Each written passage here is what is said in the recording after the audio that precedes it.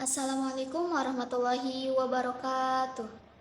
Perkenalkan, nama saya Siti Aisyah dari jurusan Bahasa dan Sastra Arab semester 3A, Fakultas Usuluddin dan Adab YIN Syekh Nurjati Cirebon. Oke teman-teman, di sini kita akan belajar mengenai linguistik. Lanjut. Mengapa sih kita tuh harus belajar ilmu linguistik? Nah, tiga poin. Yang pertama, sebab kebutuhan ilmu linguistik. Nah, apalagi kita sebagai di jurusan bahasa dan sastra, pasti kita membutuhkan adanya ilmu linguistik. Yang kedua, itu sebagai tambahan pondasi ilmu lain. Nah, ketika kita ingin menjadi penerjemah, menjadi sastra, pasti kita membutuhkan yang adanya ilmu linguistik. Yang ketiga, itu sebagai bekal mencari kehidupan berbahasa. Nah, kita setiap hari selalu bercakap, membaca koran, berbicara dengan teman-teman, kita pasti menggunakan bahasa. Nah, dengan adanya bahasa bisa mendapat wawasan kita untuk belajar apa itu namanya linguistik. Baik, lanjut. Kita mengetahui tentang linguistik. Linguistik itu terbagi, pengertiannya terbagi dua. Ada secara etimologi dan ada secara terminologi. Secara etimologi atau secara bahasa atau akar kata, linguistik ini merupakan kata imbuhan is yang bermakna bidang ilmu atau pekerjaan. Contohnya, misalkan ekonomis, sivik, perintah, dan hak kewarganegaraan. Jadi, secara garis besar, linguistik ini berasal dari kata language dan makna imbuhan is. Nah, makna is ini bermakna linguistik, yaitu orang-orang yang mengkaji tentang bahasa. Lanjut, pengertian linguistik secara terminologi atau secara istilah.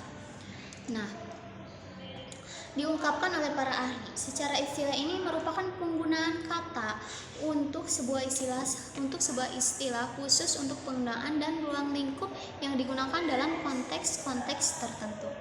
Istilah ini didapat oleh para ahli bahasa, karena itu kedepannya kita akan menemukan beberapa pendapat bahasa terkait konsep linguistik. Tetapi secara mereka mempunyai batasan dan persamaan kajian dalam linguistik. Nah, di sini kita ambil dua pengertian linguistik secara istilah pertama dari Leonard Langecker dalam bukunya Language and its Structure. Nah, beliau mengungkapkan bahwa secara istilah pengertian linguistik yaitu the study of language, yaitu diperuntukkan untuk mengkaji bahasa manusia. Nah, sedangkan menurut John Lyon itu linguistik secara istilah yaitu scientific study of language, yaitu studi ilmu tentang bahasa.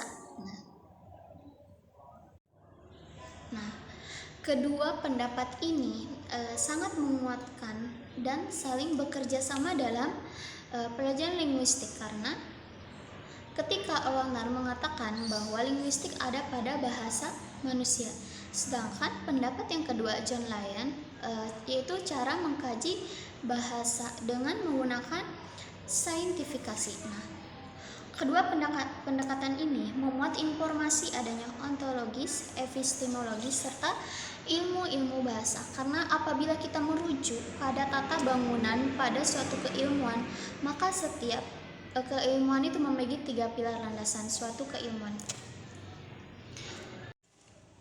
Nah, 3 pilar tersebut dalam kajian keilmuan, baik dalam kajian linguistik atau dalam kajian dalam kajian ilmu lain, pasti membutuhkan 3 pilar ini. Pertama, ontologi, epistemologi, dan aksiologi. Nah, secara garis besar, kalau ontologi yaitu asas pendapat objek atau wilayah kajian, dan ontologi ini menyebabkan apa yang dikaji dalam linguistik.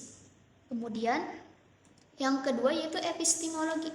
Epistemologi ini merupakan pilar penetapan bagaimana cara mempelajari atau memahami objek linguistik. Karena pada epistemologi ini menjawab pertanyaan bagaimana cara mempelajari atau memahami objek linguistik. Nah, kemudian ada yang ketiga itu aksiologi. Aksiologi ini merupakan penetapan tujuan dan manfaat linguistik. Nah, mungkin pada tujuannya adanya tujuan teoritis, tujuan praktis, dan adanya tujuan estetis. Dan manfaat adanya kajian linguistik. Yang pertama itu ada tujuan teoritis. Kajian teoritis ini secara umum bertujuan memperoleh pemahaman selengkapnya tentang gejala-gejala bahasa. Nah, secara umum melalui proses observasi dan penalaran ilmiah yang dimaksudkan untuk mendeskripsikan dan mengklasifikasikan aturan atau kaidah sistem bahasa. Jadi tujuan teoritis ini merupakan bertujuan memperoleh pemahaman tentang gejala-gejala dengan melalui observasi. Kemudian kedua adanya tujuan praktis. Tujuan praktis ini bertujuan membantu cara berkomunikasi baik menggunakan tuturan dan tulisan melalui pemilihan kata yang tepat berdasarkan konteks dan budaya. Yang terakhir adanya tujuan estetis. Nah, tujuan estetis ini lebih kepada keindahan bahasa dan penggunaan dengan tujuan estetik dalam gaya bahasa.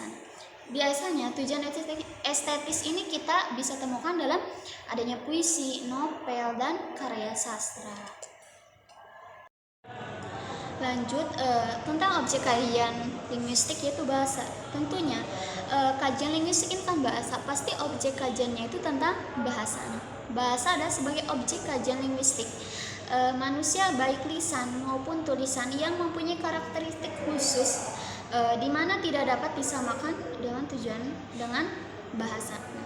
Bahasa ini hanya dimiliki dengan manusia, sedangkan hewan tidak memiliki bahasa. Misalkan hewan berkomunikasi hanya menggunakan dengan tanda-tanda melalui adanya gerak-gerik, pola itu bau atau bunyi. Misalkan kucing, suara, dia menggunakan bahasa dengan bunyi. Sedangkan kalau manusia itu tidak bisa disamakan dengan hewan. Mungkin cukup sekian dari saya. Kurang lebihnya mohon dimaafkan. Wallahul muwaffiq ila aqwamit thoriq. Wassalamualaikum warahmatullahi wabarakatuh.